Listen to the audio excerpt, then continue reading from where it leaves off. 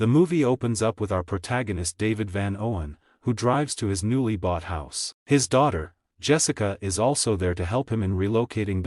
As the duo wander around the house, they stumble upon a locked door in a closet. On the ground, they find a $100 note, which David picks up, thinking that it might be left by someone who lived there earlier. They don't pay much attention to it and buy dinner with that money. While eating, the father and daughter have a brief conversation about the house. It is at this moment when Jessica discloses that she has been dating a guy named Zach Kennedy and that she wants her father to meet him. Through their conversation, we also learn that Jessica is suffering from some health issues and is struggling to pay her medical bills. David tells her that he might be promoted at his work and reassures her that he will help her pay the bills with his salary raised. It appears that David works in a programming company, which mainly focuses on developing video games. Before departing, he invites her to come over on the weekend so that they can have a little slumber party. Jessica isn't sure if she can make it because she already has plans with her boyfriend that weekend. However, she promises to visit him soon. On her way home, Jessica calls her boyfriend and expresses her concern for her father. Here,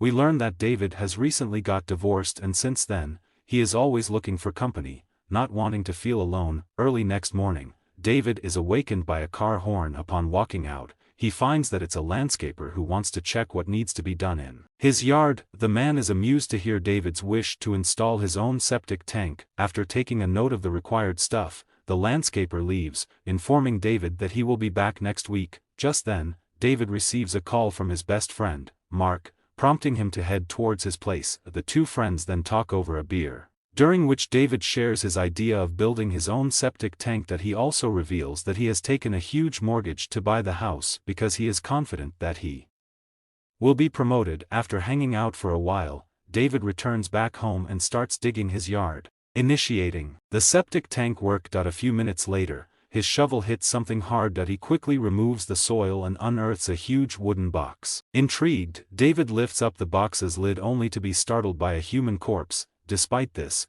he lifts up the lid the second time and finds a huge sum of money beside the corpse. Taking one bundle, he closes the box, covers it with soil as before, and heads inside. Curious about the authenticity of the bills, he examines them with a marker, only to find out they are genuine. Later that night, David is woken up to the sound of footsteps. He gets up and goes out to check but finds no one. The following morning at work, David's boss, Mr. Wu, shows him the project manager's office, which will be his if he manages to get a promotion. Mr.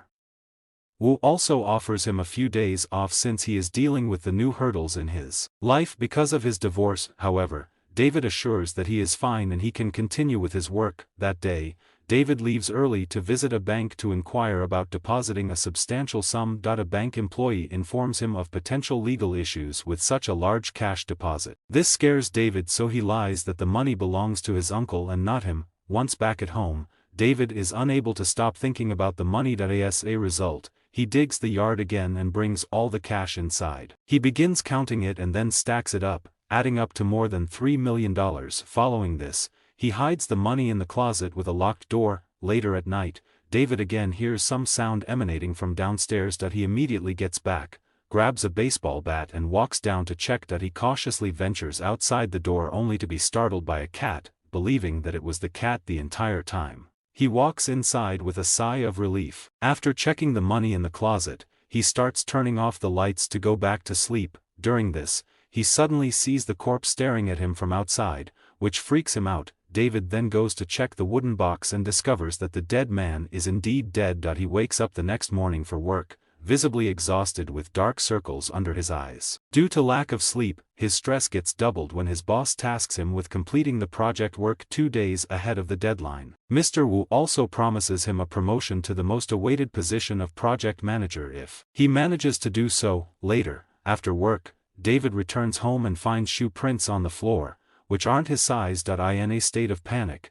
he calls his daughter, asking her to meet him right away. Jessica, who is hanging out with her boyfriend, excuses herself for an hour and drives to her dad. They meet at a coffee shop, where David shares about the substantial amount of money. However, he avoids disclosing the source of it and pretends to be working on something else. He confides in Jessica about his fear of failing at work, but she reassures him that he'll be fine. Back home, David rechecks the money as if it has become a part of his daily routine. He then begins cleaning the mysterious shoe prints, and prepares his suit for his work. The next day, after finishing the chores, he turns off the light only to be startled by the sight of his own suit in the dark. He takes a moment to calm himself down, but he soon hears a noise from outside. He looks out through his window and sees a figure resembling the dead man walking towards the house. David hurriedly grabs a kitchen knife and runs out to confront the figure, but as usual, he finds no one there. Believing that this is happening because of the stolen money, he puts all the dollar bundles into a trash bag,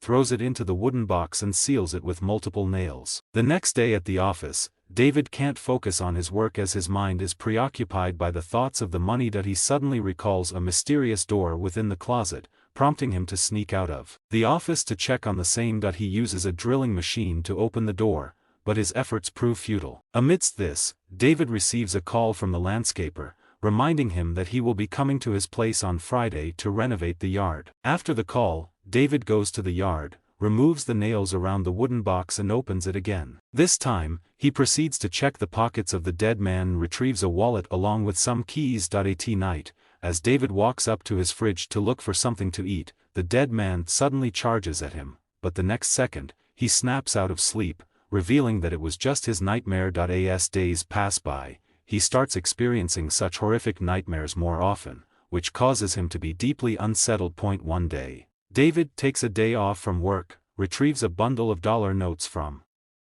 the wooden box and purchases several security cameras. Afterwards, he installs these cameras both inside and outside his house, also adding up some lights to his yard. The surveillance system is accessible from his bedroom, and everything can be lightened up with a single click of a remote. He has taken this measure to identify and confront whatever has been causing disturbances during the night time. In the next scene, David uses the acquired key to unlock the door within the closet. Upon doing so, he uncovers a secret passage leading to the house's basement. With the help of his phone's flashlight, David heads down and discovers a grim sight: a number of lifeless bodies wrapped in plastic bags. Overwhelmed with panic, he hastily retreats and heads to his kitchen. He then considers alerting the police, but he soon hesitates because of the millions of dollars at stake. That very night, David is awakened by his security alarm. At the same time, a thunderstorm causes a power outage, plunging the surroundings into darkness. This induces a moment of panic, but power is restored shortly. As soon as the monitor restarts, it reveals the dead man standing outside his bedroom. The figure also stares at the camera as if it's aware of David watching him. Shortly after, the dead man descends the stairs, prompting David to grab a baseball bat and pursue the corpse outside. In the process, he accidentally steps on the broken pieces of glass, which results in his foot to bleed. Despite the pain, he reaches the yard, shouting at the figure not to mess with him. He also opens the wooden box and yells at the dead body to open his eyes, but the corpse remains motionless. The following morning, David awakens and finds himself sleeping beside the dead body. He hastily gets up and vomits. Realizing he is running late for work, he rushes inside, cleans up and gets dressed. As he is about to drive away, he sees the dead man standing in the yard and staring at him. This time, David doesn't freak out and instead steps out of his car to confront the figure. Seeing this, the corpse walks back to the box and lies down. Frustrated, David approaches the dead man and yells at him, but the corpse is again not moving. Having had enough, David gets a chainsaw and rips the dead body, splattering blood everywhere. After this, he goes to work with blood all over his body. There, Mr. Wu chastises him for showing up at work in such a condition. However, David, who is now mentally unstable, yells back at his boss and even uses some cursing words. As a result of this, Mr. Wu fires him from the company and instructs the security guards to throw him out. David drives back home and finds the landscaper, who has discovered the dead body in the yard. The man tries to call the police, but David, in a violent outburst, strikes his head with a hammer and bludgeons him to death. Following this, he wraps the landscaper's body in a plastic bag and drags it down to the basement, aligning it with other dead bodies. He also does the same thing to the corpse in the wooden box. Later at night, David is once again alerted by his security alarm. Upon reviewing the camera footage, he spots the dead man in his kitchen armed with a bat.